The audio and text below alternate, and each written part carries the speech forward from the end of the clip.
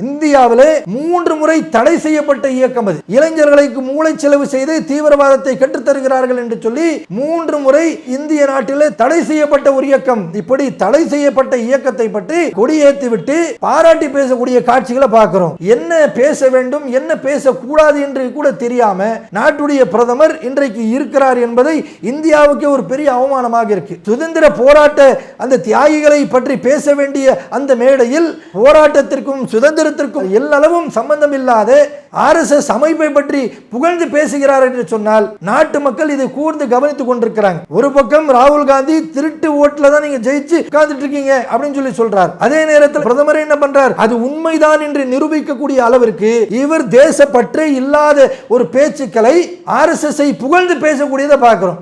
தினம்தோறும் செய்தியும் சிந்தனையும் என்கின்ற இந்த நிகழ்ச்சியின் வாயிலாக நாட்டில் நடக்கக்கூடிய பல செய்திகளை உங்களுடைய கவனத்திற்கு நாம் கொண்டு சேர்த்து கொண்டிருக்கின்றோம். அந்த அடிப்படையில் இன்றைய தினம் நாம் பார்க்கக்கூடிய செய்தி என்னவென்று சொன்னால், நேற்றைய தினம் ஆகஸ்ட் 15ஆம் தேதி 79வது சுதந்திர நாளை இந்தியா முழுவதும் நாம் அனைவரும் கொண்டாடி இருக்கின்றோம். இந்த நாளில் நாட்டுடைய பிரதமராக இருக்கக்கூடிய நரேந்திர மோடி அவர்கள் 12வது முறை கொடியை ஏற்றிருக்கிறார். இப்படி ஒவ்வொரு ஆண்டும் கொடியை ஏற்றக்கூடிய இந்த நிகழ்ச்சியில் அந்த நேரத்தில் இருக்கக்கூடிய ஒவ்வொரு பிரதமரும் உரை நிகழ்த்துவார்கள். அந்த உரை எப்படிப்பட்ட உரையாக இருக்கும் என்று சொன்னால், நாட்டுக்காக போராடிய, உழைத்த, தன்னுடைய உயிரை தியாகம் செய்த, இரத்தம் சிந்திய, பொருளாதாரத்தை வாரி வழங்கிய இது போன்ற சுதந்திர போராட்ட தியாகிகளை பற்றி அந்த உரையில் நாட்டுடைய பிரதமர் பேசுவார், அவர்களை புகழ்வார். அப்படிப்பட்ட அந்த வரலாறுகளை மக்களுக்கு எடுத்து வைப்பார். அப்படி பேசக்கூடிய அந்த நிகழ்ச்சியில நேற்றைய தினம் 2025ஆம் ஆண்டு ஆகஸ்ட் 15ஆம் தேதி அன்று கொடியேற்றிவிட்டு நாட்டுடைய பிரதமராக இருக்கக்கூடிய மோடிஜி அவர்கள் பேசுகிறார். அந்த சபையில் அந்த நிகழ்ச்சியில் எதை பற்றி பேசுகிறார் என்று சொன்னால், ஏறத்தாழ 103 நிமிடங்கள் பேசுகிறார். பேசக்கூடிய நாட்டுடைய பிரதமர் அதிகமான நேரத்தை எதை பற்றி பேசுகிறார் என்று சொன்னால், இந்தியாவிலே தீவிரவாத இயக்கம் என்று சொல்லி 3 முறை இதற்கு முன்பாக தடை செய்யப்பட்ட RSS என்கின்ற அந்த அமைப்பை பற்றி பிரதமர் அவர்கள் பாராட்டி புகழ்ந்து பேசுகிறார். அதிகமான நேரத்தை இந்த அமைப்பை பற்றியே அவர் பேசுகிறார். எப்படி பேசுகிறார் என்று சொன்னால், அந்த அமைப்பு தான் இன்றைக்கு இந்தியாவை கட்டமைத்து சிறந்த முறையில் அழைத்து சென்று கொண்டிருக்கு. இந்த அமைப்பில் இருக்கக்கூடிய ஒவ்வொருவர்களும் நாட்டுக்காக பல தியாகம் செய்தவர்கள், நாட்டுக்காக உழைத்தவர்கள். இந்த அமைப்பு அப்படி இப்படின்னு சொல்லி RSSஐ அவ்வளவு புகழ்ந்து இந்த நாட்டுக்காக உழைத்த, இரத்தம் சிந்திய சுதந்திர போராட்ட தியாகிகளை பற்றி பேசக்கூடிய அந்த இடத்தில் நாட்டுடைய பிரதமர் எதை பற்றி பேசுகிறார், யாரை பாராட்டுகிறார் என்று சொன்னால், RSS அமைப்பையும் அந்த RSS அமைப்பில் இருக்கக்கூடியவர்களை பற்றியும் புகழ்ந்து பேசக்கூடியதை நம்மால் பார்க்க முடிகின்றது. அப்போது அந்த நிகழ்ச்சியில் பிரதமர் அவர் நாட்டுடைய சுதந்திர போராட்டத்தில் கலந்து கொண்டவர்களை பற்றி பேசாமல், அந்த மேடையில் நாட்டுடைய சுதந்திரத்திற்கு எந்த விதமான சம்பந்தம் இல்லாத RSSஐ பற்றி பேசுகிறார். இந்தியாவில் இருக்கக்கூடிய ஒவ்வொரு குடிமக்களும் நாட்டுடைய பிரதமர் பேசிய இந்த பேச்சுக்கு முகம் சுளிக்கக்கூடிய ஒரு நிலை ஏற்பட்டிருக்கு. எதிர்கட்சிகளாக இருக்கக்கூடியவர்கள், இந்தியாவில் வசிக்கக்கூடிய இந்தியர்களாக இருக்கக்கூடிய மக்கள் இந்த பிரதமருடைய பேச்சை கேட்டு கண்டனங்களை தெரிவித்துக் கொண்டிருக்கிறாங்க. இதென்ன இப்படியா பேசுறது? ஒரு நாட்டுடைய பிரதமர் என்று சொன்னால் எதை பற்றி பேசணும்? யார் இந்த நாட்டுக்காக சுதந்திரத்திற்காக போராடினாங்க? இரத்தம் சிந்தினவர்கள் யார்? அவர்களுடைய வரலாறு என்ன? எப்படியெல்லாம் உழைத்தார்கள்? இந்த நாட்டுடைய தேச தந்தை என்று சொல்லக்கூடிய மகாத்மா காந்தி அவர்களை பற்றி பேசியிருக்க வேண்டும். இப்படி இந்திய இராணுவத்தை பற்றி பேசியிருக்க வேண்டும். இதையெல்லாம் பேசாமல் சுதந்திரத்திற்கும் RSSக்கும் எந்த விதமான சம்பந்தமும் இல்லாத இந்த அமைப்பை பற்றி பாராட்டி பேசக்கூடிய பிரதமருடைய பேச்சுக்களைத்தான் நேற்றைய தினம் ஆகஸ்ட் 15ஆம் தேதி கொடியேற்றி விட்டு பேசக்கூடிய பேச்சுக்களை நம்ம பார்க்குறோம். அப்போ ஏன் பிரதமர் அவர்கள் RSSஐ பற்றி திடீரென்று பேசுகிறார்? அப்படி பார்க்கும் பொழுது சில வருடங்களாகவே RSS அந்த அமைப்புக்கும் நேரடியாக செய்திகள் அரசல் புரசலாக செய்திகள் வந்து கொண்டிருக்கு. என்ன செய்திகள் வருதுன்னு சொன்னால், நாட்டுடைய பிரதமர் பாஜக என்று சொல்லக்கூடிய இந்த கட்சியை சேர்ந்த நாட்டுடைய பிரதமராக இருக்கக்கூடிய மோடி அவர்களுக்கும் RSS அமைப்புக்கும் கொஞ்ச நாளாகவே ஒத்து வரலைன்னு சொல்லி தொடர்ச்சியாக இந்த செய்திகள் வரும் பொழுது இன்றைக்கு திடீரென்று ஆர்எஸ்எஸ்ஸை புகழ்ந்து பேசக்கூடியதை பார்க்கணும். நூற்றாண்டுகளாக இந்த ஆர்எஸ்எஸ் அமைப்பு இந்தியாவுக்கு உழைத்து கொண்டே இருக்கின்றாங்க. எப்படி உழைத்தது, என்ன உழைத்தது, ஆதாரபூர்வமாக தர முடியுமா? யோசிச்சு பாருங்களேன். சுதந்திர போராட்டத்தில் போராடியவர்கள் ஒருபுறம், இந்த நாட்டை காட்டி கொடுத்து ஆங்கிலேயரிடத்தில் அவரிடத்தில் உயிர் பிச்சை வாங்கி வாழ்ந்தவர்கள் தான் ஆர்எஸ்எஸ்ஸை சார்ந்தவர்கள். சாவர்கர் யார், அவருடைய வரலாறு இன்றைக்கும் இருக்குது.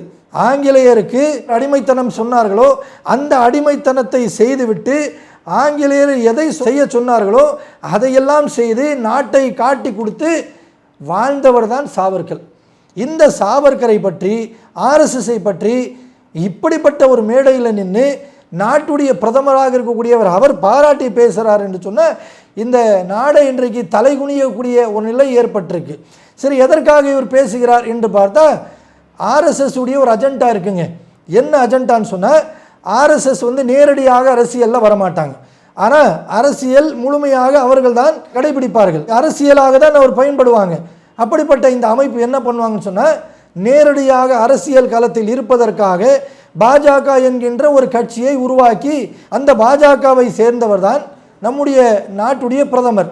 அந்த கட்சியின் சார்பாக நின்று அவர் இன்றைக்கு வெற்றி பெற்று இந்த இந்திய நாட்டிலே பிரதமராக இருக்கிறார்.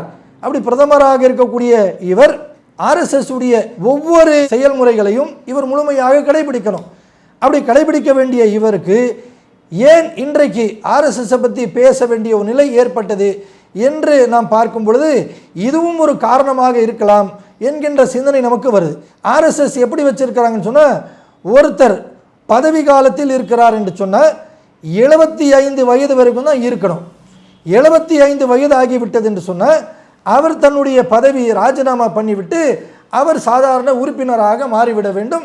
அல்லது ஆர்எஸ்எஸ் அடுத்ததாக அவருக்கு தரக்கூடிய ஏதேனும் ஒரு பொறுப்பாக இருந்தால் அதை அவர் ஃபாலோ பண்ணிட்டு போயிட்டு இருக்கணும். இதுதான் ஆர்எஸ்எஸ் உடைய அஜெண்டா. அப்போ இன்றைக்கு இருக்கக்கூடிய நம்முடைய பிரதமர் இருக்கார்ல நரேந்திர மோடி அவர்கள், அவருக்கு இன்னும் சில நாட்களில் 75 வயது ஆக போகுது. இவர் நாட்டுடைய பிரதமராக இருக்கார், 3வது முறை தொடர்ச்சியாக இருக்கார்.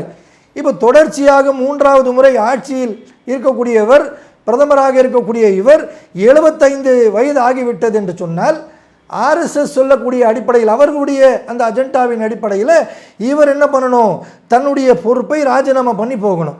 அப்போ இந்த பொறுப்பை ராஜினாமா பண்ண இவருக்கு மனம் இல்லையா என்னென்று தெரியலை. இப்போ என்ன செய்கிறாரு, இப்படிப்பட்ட நேரத்தில் இத்தனை நாட்களாக செய்திகள் வரக்கூடிய அந்த செய்திகள்லாம் பார்க்குறோம், ஆர்எஸ்எஸ்ஸுக்கும் மோடி அவர்களுக்கும் ஏதோ ஒரு உள் பிரச்சனை போயிட்டுருக்கு அப்படின்னு சொல்லக்கூடிய இந்த செய்திகளும் இன்றைக்கு இவர் பேசக்கூடிய இந்த நிகழ்வுகளும் நம்ம பார்க்குறோம். ஆர்எஸ்எஸ் அமைப்பை ஏதோ ஒரு தாஜா பண்ணுறாரு.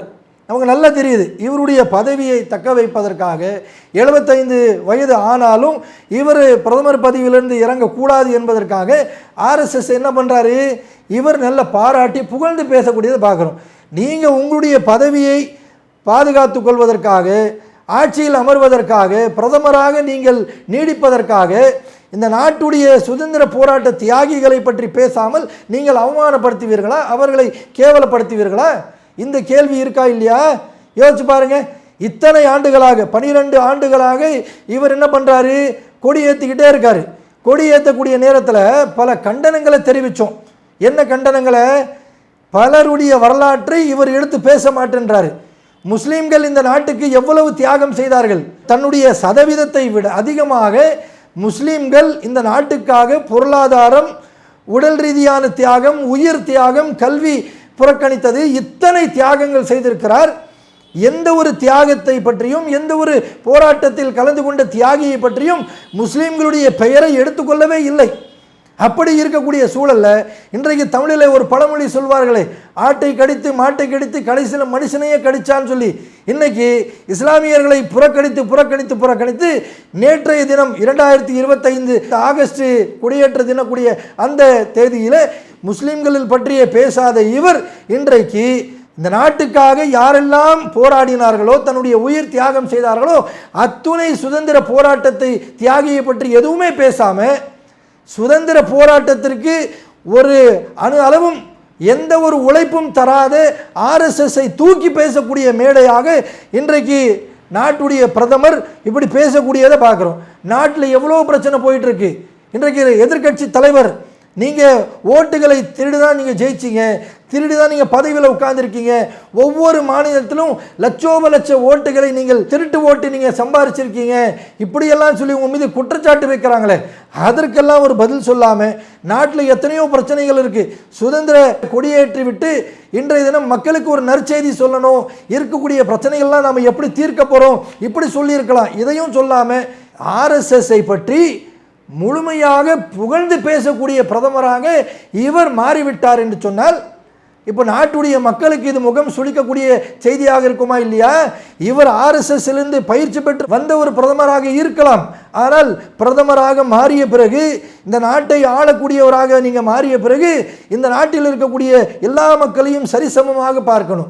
அந்த இயக்கத்தை பற்றி பேசி நீங்கள் அவர்களை மட்டுமே புகழக்கூடியவர்களாக இருக்கக்கூடாது. அப்படிப்பட்ட புகழக்கூடிய இயக்கம் அது இந்தியாவில் 3 முறை தடை செய்யப்பட்ட இயக்கம். அது எதுக்கு? தீவிரவாதத்தை வளர்க்கிறார்கள் இவர்கள், இளைஞர்களுக்கு மூளை செலவு செய்து தீவிரவாதத்தை கற்றுத்தருகிறார்கள் என்று சொல்லி 3 முறை இந்திய நாட்டில் தடை செய்யப்பட்ட ஒரு இயக்கம். இப்படி தடை செய்யப்பட்ட இயக்கத்தை பற்றி இவர் என்ன சொல்றாரு? நான் கொடி ஏற்றி விட்டு பாராட்டி பேசக்கூடிய காட்சிகளை பார்க்குறோம். இப்படி என்ன பேச வேண்டும் என்ன பேசக்கூடாது என்று கூட தெரியாமல் நாட்டுடைய பிரதமர் இன்றைக்கு இருக்கிறார் என்பதை இந்தியாவுக்கே ஒரு பெரிய அவமானமாக இருக்கு. இவரை நாம பிரதமராக ஆட்சி அதிகாரத்தில் இருக்கிறார், நாட்டுக்கு ஏதாச்சும் ஒரு நல்லது செய்வார்னு பார்த்தா இவர் தன்னுடைய அந்த அமைப்பை பாராட்டி பேசக்கூடியதை பார்க்கிறோம். சுதந்திர போராட்ட அந்த தியாகிகளை பற்றி பேச வேண்டிய அந்த மேடையில் போராட்டத்திற்கும் சுதந்திரத்திற்கும் எல்லளவும் சம்பந்தம் இல்லாத ஆர்எஸ்எஸ் அமைப்பை பற்றி புகழ்ந்து பேசுகிறார் என்று சொன்னால் நாட்டு மக்கள் இதை கூர்ந்து கவனித்துக் கொண்டிருக்கிறாங்க. ஒரு பக்கம் ராகுல் காந்தி திருட்டு ஓட்டுல தான் நீங்க ஜெயிச்சு உட்கார்ந்துட்டு இருக்கீங்க அப்படின்னு சொல்லி சொல்றார். அதே நேரத்தில் பிரதமர் என்ன பண்றார்? அது உண்மைதான் என்று நிரூபிக்கக்கூடிய அளவிற்கு இவர் தேசப்பற்றே இல்லாத ஒரு பேச்சுக்களை ஆர்எஸ்எஸ்ஐ புகழ்ந்து பேசக்கூடியதை பார்க்கிறோம். உண்மையிலேயே இந்தியாவை நேசிக்கக்கூடியவர்கள், தேசப்பற்று உள்ளவர்கள், யாரேனும் ஒரு இந்திய குடிமகன், அது முஸ்லீமாக இருந்தாலும் சரி, கிறிஸ்தவராக இருந்தாலும் சரி, இந்துக்களாக இருந்தாலும் சரி, எந்த மதத்தை சேர்ந்தவர்களாக இருந்தாலும் சரி, இந்தியா என்று சொல்லக்கூடிய இந்த நாட்டை பற்றி புகழ்ந்து பேச வேண்டும். இந்த நாட்டுடைய பற்று இருக்கக்கூடிய ஒரு மனிதனாக இருந்தால் ஆர்எஸ்எஸ்ஐ பற்றி புகழ்ந்து பேசுவாங்களா? நிச்சயமாக பேச மாட்டாங்களே. இந்த அமைப்பு என்பது 3 முறை இந்த நாட்டில் தடை செய்யப்பட்ட அமைப்பு. இது தீவிரவாத அமைப்பு. இப்படி தீவிரவாத அமைப்பை பற்றி எந்த ஒரு இந்திய குடிமகனும் பாராட்டி பேச மாட்டார், பேசக்கூடிய வார்த்தைகளையும் அதை ஏற்றுக்கொள்ள மாட்டார்கள். அப்படிப்பட்ட சூழல்ல நம்முடைய இன்றைக்கு பிரதமர் என்ன செய்கிறாரு? ஆகஸ்ட் 15 அன்றைக்கு கொடியேற்றி விட்டு மக்களுக்கு உபதேசம் சொல்ல வேண்டிய அவர், மக்களுக்கு நற்செய்தி கூற வேண்டிய அவர், நாட்டுடைய சுதந்திரத்தை பற்றி பேச வேண்டிய அவர் ஆர்எஸ்எஸ்ஐ புகழ்ந்து பேசுகிறார் என்று சொன்னால் இது மிகவும் கண்டிக்கக்கூடிய விஷயமாக இருக்கின்றது. இந்த செய்தியும் சிந்தனையும் மூலமாக இந்த பேச்சுக்களை பேசிய பிரதமரை செய்தியின் சிந்தனையின் மூலமாக கண்டிக்கின்றோம் என்று சொல்லிக்கொண்டு இந்த நிகழ்ச்சியை நான் நிறைவு செய்கிறேன். அஸ்ஸலாமு அலைக்கும் வரஹ்மத்துல்லாஹி வபரகாத்துஹு. அல்லாஹு அக்பர், அல்லாஹு அக்பர்.